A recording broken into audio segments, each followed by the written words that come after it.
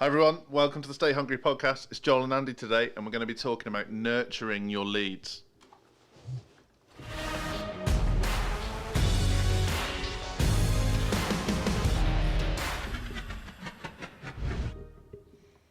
Well, I cocked up the music there, I don't know if you noticed.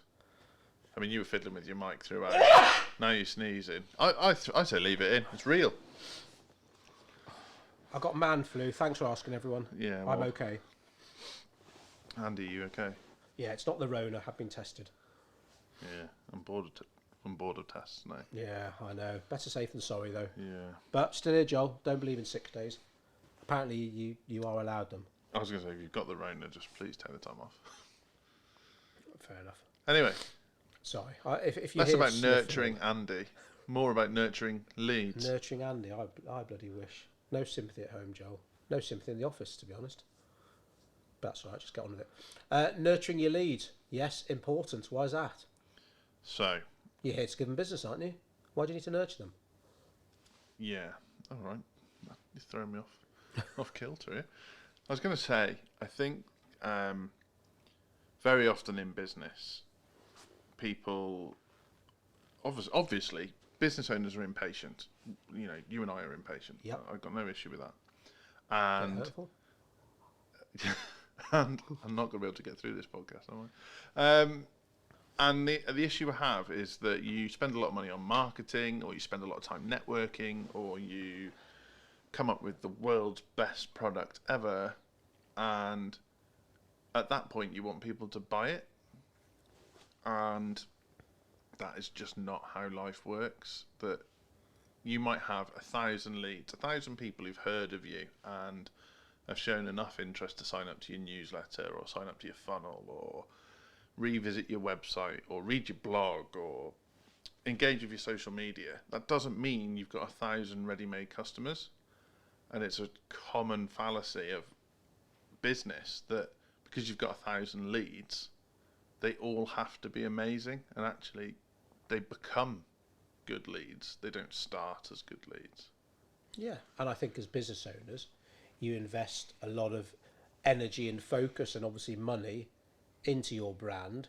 You think it's awesome, and there's almost sometimes surprise that, well, how come I've had 100 people on my amazing website to read about my amazing product, and only one of those 100 has bought? It's like 1%. Well, that's good. Well, that can't be right. Why haven't the other 99% bought? It's like, well, because maybe your website's shit. Maybe the layout's shit. Maybe your product or service that you're offering is shit. But you obviously are in love with it. But sometimes people don't see the benefits, the beauty of your product straight away, and they do need that nurturing, a bit of reminding, and then, right, I can see why this guy or why this girl, I can see what they're on about now. I get it. And actually, I'm right to buy now. I wasn't before. But Yeah. everything's come together, and now, yep, I'm ready to buy now. And that could be a month down the line.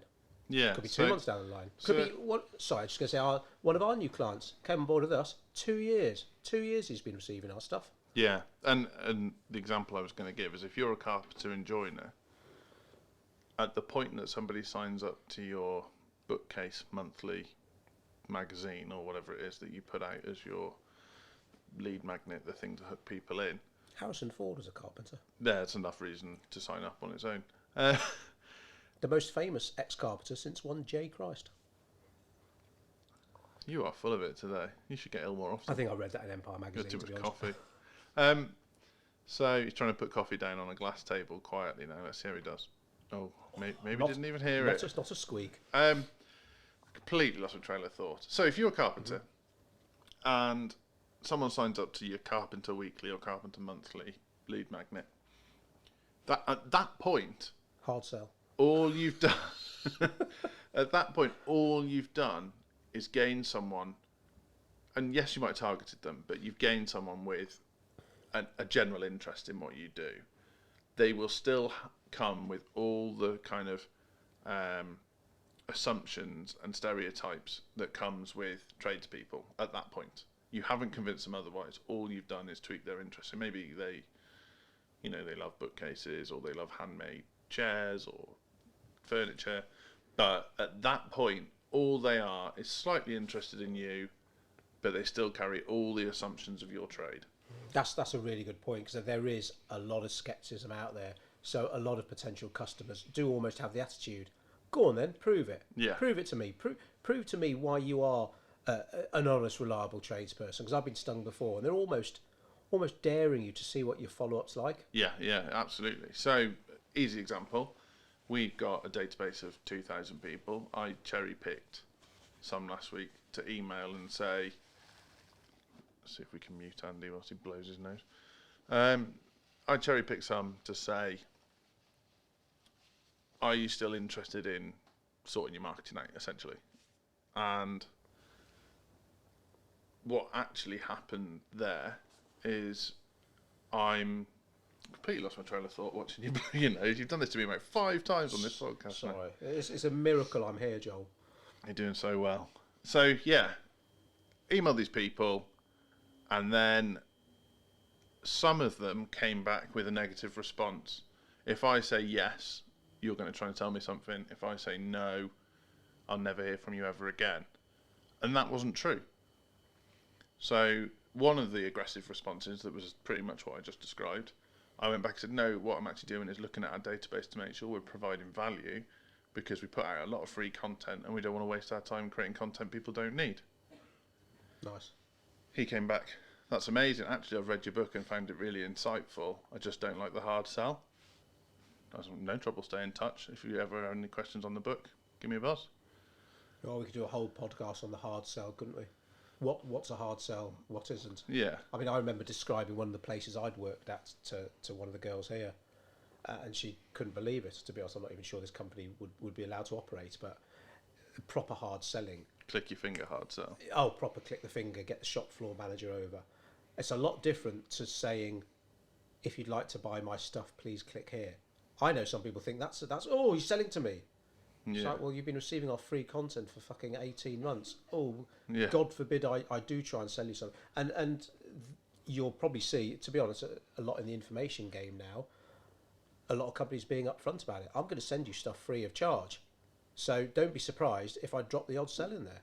And they're almost preempting Yeah. the skeptics and the moaners. And if you're any good at your sales call technique, so if you are sales and you've got this pile of leads, the first thing you should say on that sales call is, at the end of this call, I'm going to try and sell you something. Is that okay? If they say no, you've saved yourself half an hour. Yeah. Asking the question. Not enough salespeople do that, to be honest. They're just too busy talking at you. Yeah, I just wondered if you want some more information about. Well, no, I fucking didn't. I'm busy. I bought a car this week, and just another reminder: if you want to learn about sales, going to a good dealership, and I do mean good, because obviously there are cowboys just like there are cowboys in any trade. They know their lines. What tricks did he pull on you? Literally been trained. Oh, even I mean, so when I got in the car at the end, so the deal had been done, and he was connecting my phone for me, all the stuff that like I could have figured out in a few minutes, but just for sake of ease, he did it for me. Brilliant. And then his line was something like, "Oh, you'll shortly be receiving an email asking for a review about the excellent service I've been giving you, Andy." And it was like, "Yeah, you said that before, haven't you, George?" And just these little lines, they're rehearsed, and they're tried and tested, and they work. Almost to the point where most businesses will try and do an upsell. Upsells are great, obviously. In the car game, it's one of them because they want to make their money on the monthlies, like various bloody insurances and shit. And so gap insurance, no, not interested in that. And I think there was tyre and alloy insurance, no, not interested in that. I'll just park annoyingly a mile from the curb. I'll park across 2 spaces. Oh yes, yeah. No, I haven't got an Audi. And he was talking about this. Then he started talking about this stain protection stuff, and it's like it was paintwork first of all, but also stain protection. And he had a little demonstration thing where you drop some water on a piece of fabric, and it would just sit there rather than soak in. But he went into a spiel about this protection. And I was like, I'll stop you there, George. Honestly, I'm not really interested. Without really knowing what he was offering, and whether he detected that in the tone of my voice or whatever. But I said, "Oh, George, no, honestly, stop it. I'm not really interested." He just carried on, not rudely, but almost like I was like, did he hear me? Did he hear me say to stop? But by the time I thought about it, he was, he's halfway through his spiel, and being British and polite, I was like, oh right, well I'm sure he wasn't being rude. I carried on, and I ended up buying it because it's a really cool product. It was like 12 quid a month, so I bought it. But I was like, so many businesses, someone raised an objection straight away. Oh, okay, no worries. Now I'm not saying what's right and wrong, but sometimes there's selling, and there's hard selling, and sometimes there's just asking the question, and that's where their margins are. oh, absolutely. You know, they've probably got quite tight margins on a car at the moment in the current market. But if they can sell you something that costs them £5-6 to apply to the fabric of the vehicle, and you're willing to pay them £12 a month for 3 years, that's his commission, isn't it? Yeah, absolutely. I mean, the place I was referring to earlier, this horrible magazine sales business. I was selling for. I think I lasted about 6 months.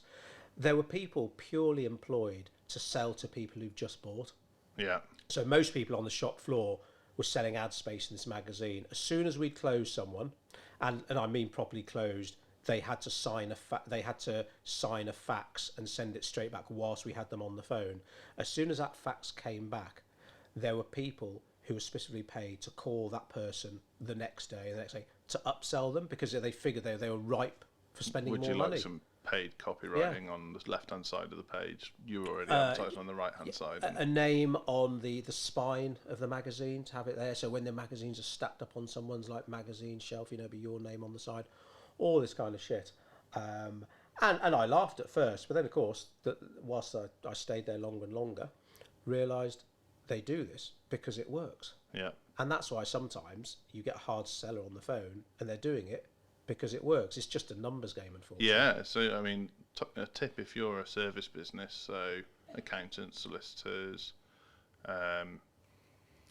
anyone that does professional services, so HR trainers, all that kind of thing, the best time for us to ask for a testimonial is after the first meeting. Because that's when they're warm and excited, and after meeting 2 or 3, they're starting to get used to what you offer and almost taking it for granted. It'd be like if you went on a 2-week holiday to the Maldives. By day 13, although you're in the most beautiful place in the world, it's starting to feel normal. So the best thing a hotel in the Maldives could do is to ask you to review them on day 2 or day 3. And you have to take that approach to your business, and you also have to take that approach to your lead. A lead is at its warmest when it joins your funnel. So what do they get in that first 24 hours that makes them think, oh, you're not the usual carpenter and joiner? And then what do they get a couple of days later to remind them that you're not the usual carpenter and joiner? And then what? Turn water into wine? Yeah, can walk on water. A fish goes a long way, yeah. Are you thinking back to Sunday school now, or did you never have that joy? I didn't have Sunday school. I had summer school, which was a similar sort of thing. When school was out, the local church it felt like we played a lot with parachutes and sang hymns. Does that? Parachutes? Like when all the kids stand around a parachute and shake it, and then one kid runs underneath to collect something. You ever seen that? No, I don't. It's all a mess. It was like shit maypole, I suppose. Our band at school, our first gig was at a church camp. What was your band called? The Rabid Lemmings. Rabid as in rabid? Yeah. Yeah. But pronounced properly. Rabid? Yeah. Like a rabid dog.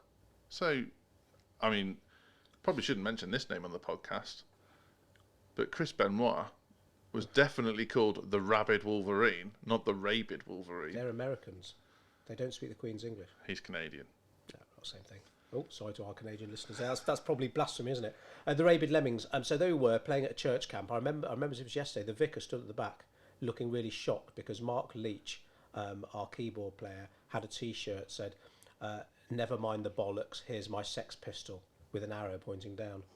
Not appropriate not workwear for a church camp. They were more upset that you couldn't pronounce rabid. That's what I heard.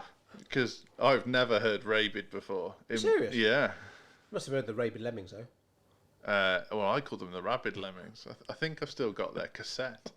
So our mixtape. Yeah, we did one EP called Shay Genghis. How rabid can a lemming be? That's the joke, obviously. But yeah, well, it was going to be. Actually, I won't tell that story. Do you remember when everyone used to think lemmings committed mass suicide? Do you remember that thing? I didn't realise it was mass suicide, but they do jump off cliffs, don't they? I don't think they do, but Oh. people thought they did. I think Oh, it's like okay. a urban myth. Well, we'd have probably totally changed our band name then. Didn't matter, we never made it. Ray Beard, guinea pigs. Right, what are we talking about? Oh, yeah, Your nurturing. pronunciation Nurturing. of rabid. Sales. I never Hard- thought. I hard never sell. thought I'd get Chris Benoit on a podcast. For listeners, Chris Benoit's a wrestler that murdered his family. So I've reached a new low there. Yeah, I saw him early night. Yeah, you saw him when he first joined WCW. No. Live, I mean. I saw him when he was part of WCW mid-90s. Yeah, and that was pretty much when he was that breaking when- through. Yeah, and then yeah. I saw him early noughties when he was champ. But in his autopsy, didn't it show that his brain was like severely? Yeah, he'd bloody- taken way too many chair shots to the head, and what's it called? I don't see something. Same issue. Footballers that had the ball, American footballers get. What's that film with Will Smith? It's supposed to be really good, isn't it? The true story about the guy who basically outed the facts about concussion. Oh yeah, in American football. I've what it might be called Concussion. Oh really? I watched that on the plane to America. Funnily enough, really good. Yeah, really good. Reminds me of this new Marky Mark film on Amazon, isn't there? Infinite. Oh, and that's about. Which sounds a bit like Live, Die, Tomorrow, Repeat, doesn't it? Oh, is that? So what's No, that, what's that's that got to do with Concussion? no, that's another new film. That's the guy, Frank. Is it Frank Grillo, the guy who's in some of the Marvel Captain films? America. Yeah, yeah. Crossbones.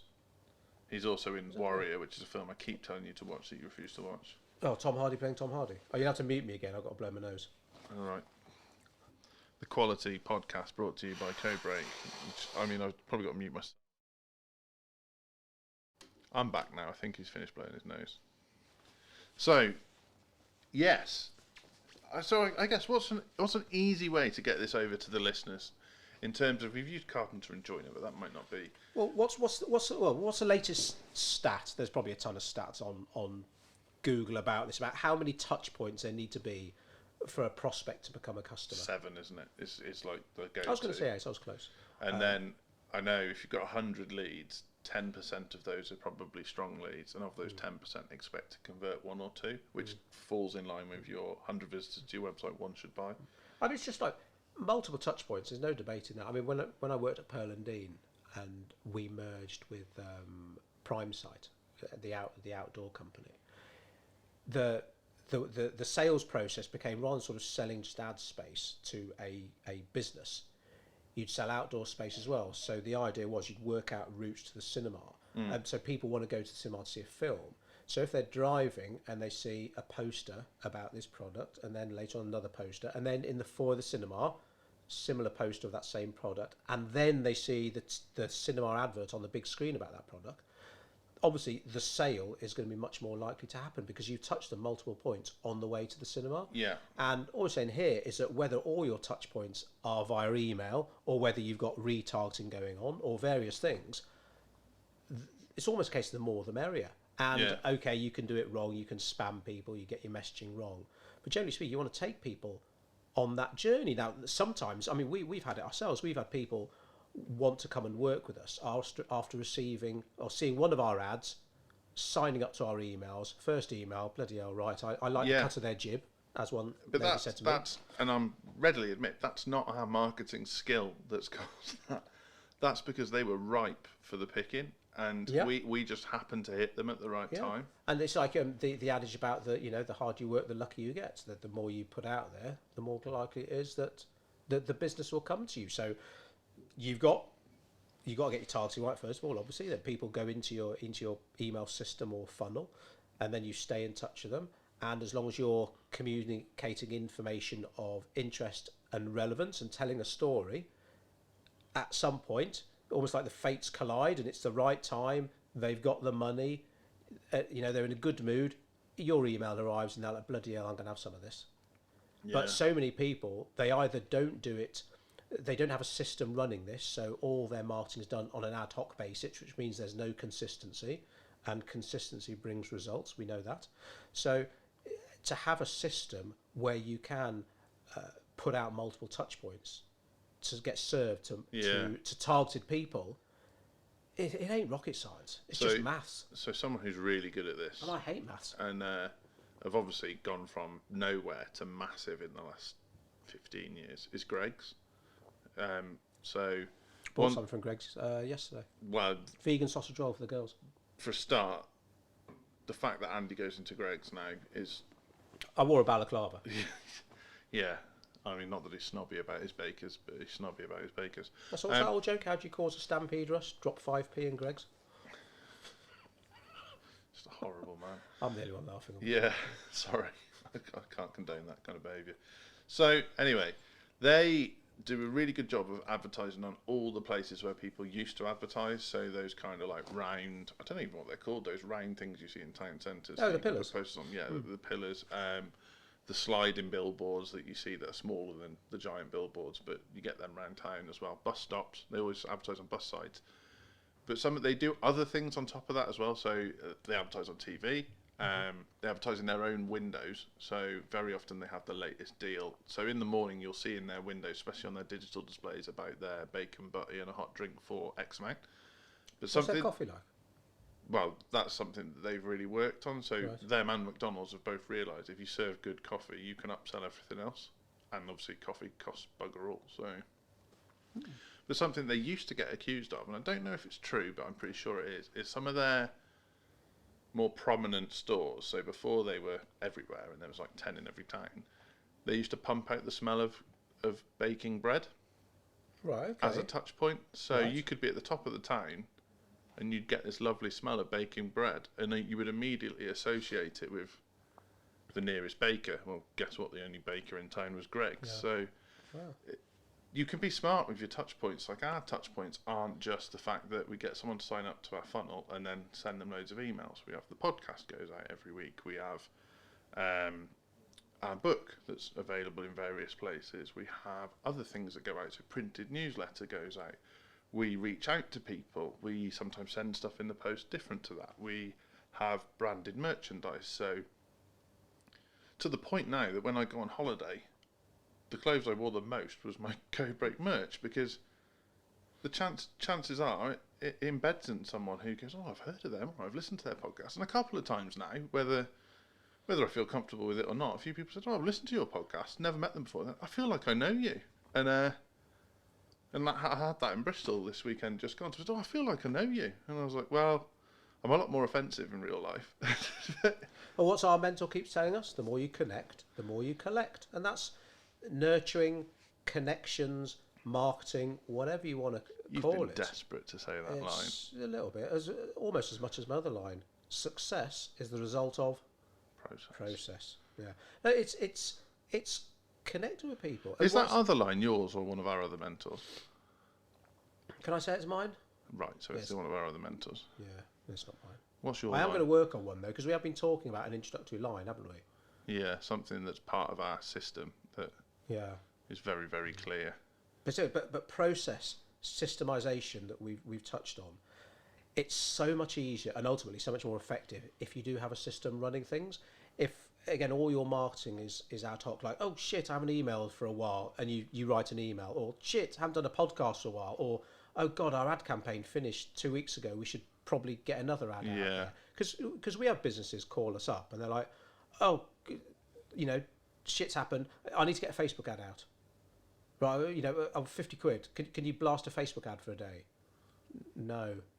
It's like you haven't got that consistency, and you haven't got that consistency, Yeah. or consistent persistence. And the risk factor you've got there is 9 out of 10 times that won't work.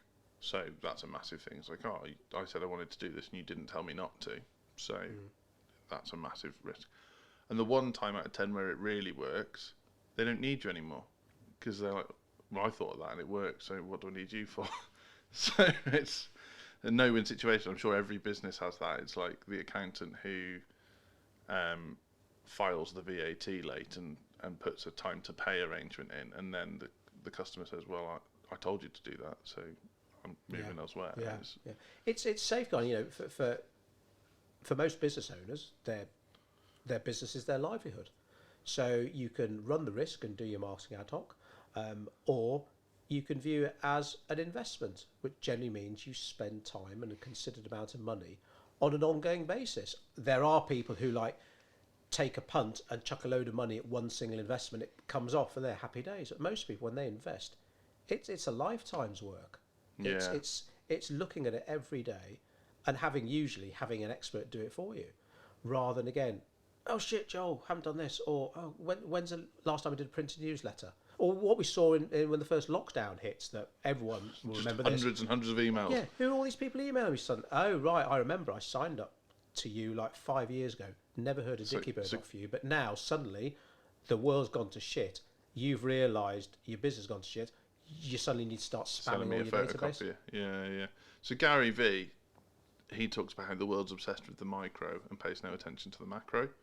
So, I mean, at the minute he's talking a lot about crypto and NFT, but he means it with marketing too. So many people are about the instant wins that they're not building their legacy, they're not building their investment. And so he said, I know 97% of NFT projects are going to fail, but it's up to me to put my attention to it now and to learn and to practice the art, to invest in the right things, so in 20 years' time I can buy the jets. That's his thing. But the amount of businesses we work with who want quick early wins, but they don't want to build the succession, they don't want to build the foundations for the next 3, 4, 5, 10 years, and that's really tricky. As a business owner, you probably want to step back and think, right, are the leads that we're getting into our funnel, are these going to serve me well for the next 2 or 3 years?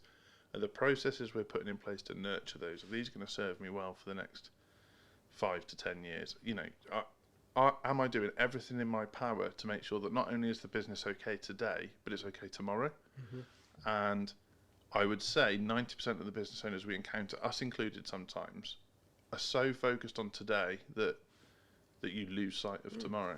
Rob was talking about this the other day. I didn't watch the full video. He's talking about people say cash is king. He's like, no, it's not. Cash flow is king. So cash flow is important. So if you're looking at this month and next month, sometimes, of course, it's hard to. You know, I'll worry about a year in a year's time. Rather, no, this really is about you get those foundations right and get a system running your marketing and a system running your sales, a system running your accounts, whatever it is. But when it's all manual, when it's all ad hoc, that's why people drop the ball so often, because it gets a bit boring. It's all, you know, how many times has a business owner said to us, oh, I've got Bob in accounts. He's got quite a few followers on the IG, so he's going to do our Instagram. He's really keen. Oh, okay, well, let Bob run with it. And Bob's really excited for a week, and then 2 weeks he's posting every day, and then, oh, a bit bored or not, don't fancy it, doesn't post one day. Before you know it, no one's posted on your Instagram for like a week. And so it's like, you can't attack your marketing with that. It's great to be enthusiastic, but better to have a little enthusiasm stretched over a long amount of time, because again, it comes down to that consistency. And I'd say with the 80-20 rule, 80% of marketing success isn't the knowledge, it's the taking action. It's, I know that, say our videos, I think are pretty good standard. They're not the super polished, super edited to the nth degree videos that like some of our competitors put out, but guess what? By the time they've done one video, I've done fucking 5. Yeah, and we would use super polished videos for a different reason. Yeah, absolutely. If you do videos for social media, well... Yeah, I can completely understand if you were filming a documentary, why it would be much more polished. I don't understand if you need to get something out to your audience, why it needs to be... It's not, doesn't need to be broadcast quality. This isn't going out on the BBC. And so anyway, key takeaway, tip of the week. What's your line? Because I think that's a good takeaway. You've said it. We've said it a few times in this, but tip of the week. Success is the result of process. No, systemization. That's my word of the podcast. Systemize your nurturing. Yeah, and again, just get those connections in. Get your adverts targeting the right people, of course. But once you've got people into your system, into your funnel, whatever you want to call it, stay in touch with them. Tell them stories of interest, relevance, and value on a regular basis until they buy, they refer, or decide, actually, I don't want to hear from you again, and they unsubscribe. But you know what? If you've done all that and they unsubscribe, they've done you a favour. They're cleaning your database for you because they weren't going to buy for you, and that's okay. Nice. And if no one knows what you're talking about, how do they get in touch to speak to you? Codebreak.co.uk. Follow the signs. Awesome. Good to chat, people. See you again.